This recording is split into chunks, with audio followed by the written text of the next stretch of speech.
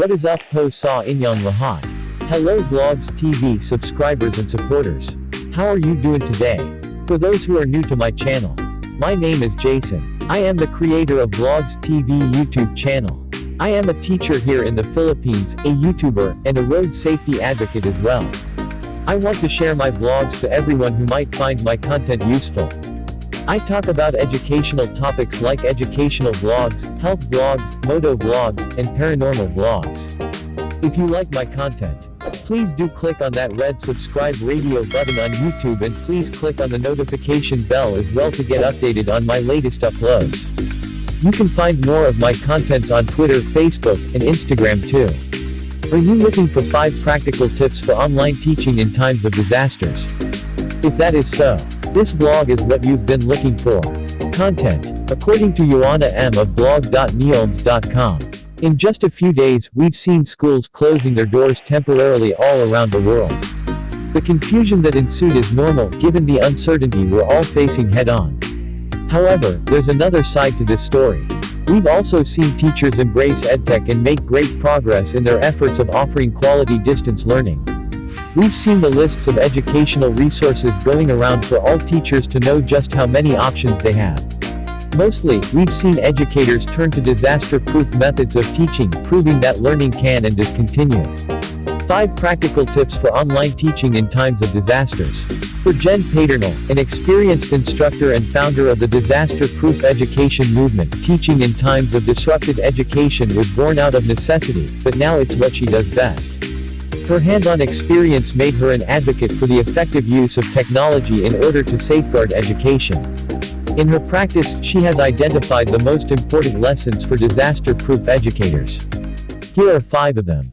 Adopt an asynchronous mindset. For many teachers, it's tempting to replicate instructor-based learning activities with students. Given that normal schedules are off the table, daily web conferencing sessions aren't a sustainable teaching method for many. Just ask any teacher who's tried to do a video call with their first graders.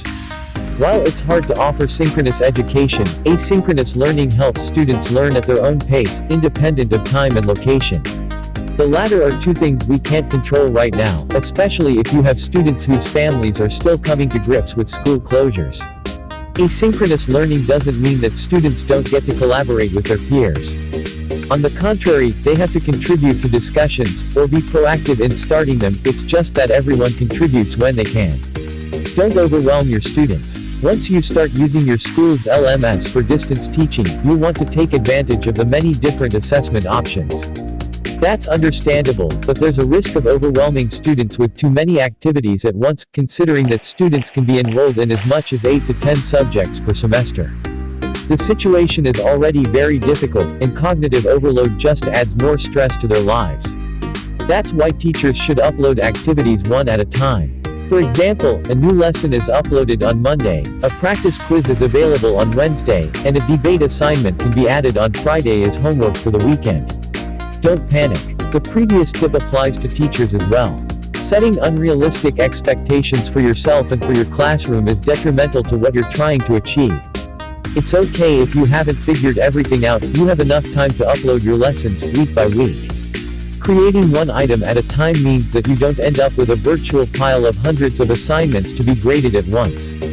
A good strategy is to work on lessons and assignments directly in the platform and only hit the publish button once you feel satisfied with your work.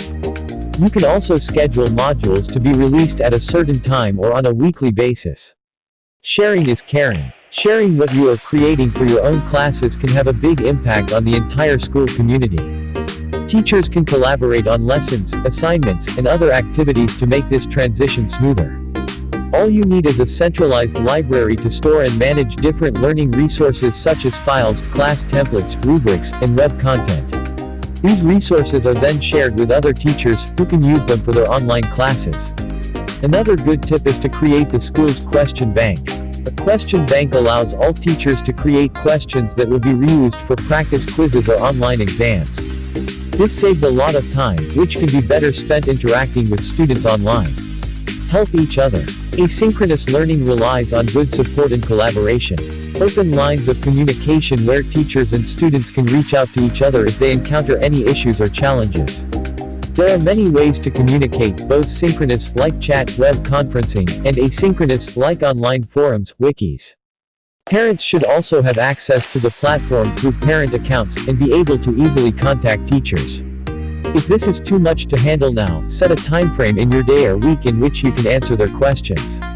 Most importantly, our patience and resilience are being put to the test. This is a stressful time for families and schools alike, so open and good communication is a must.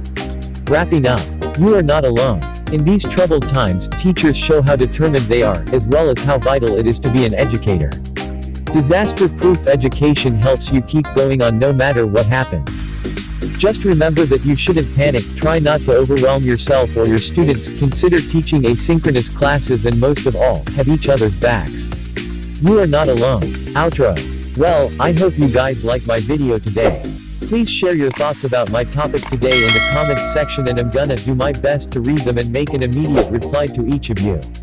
I'll be seeing you in my next video.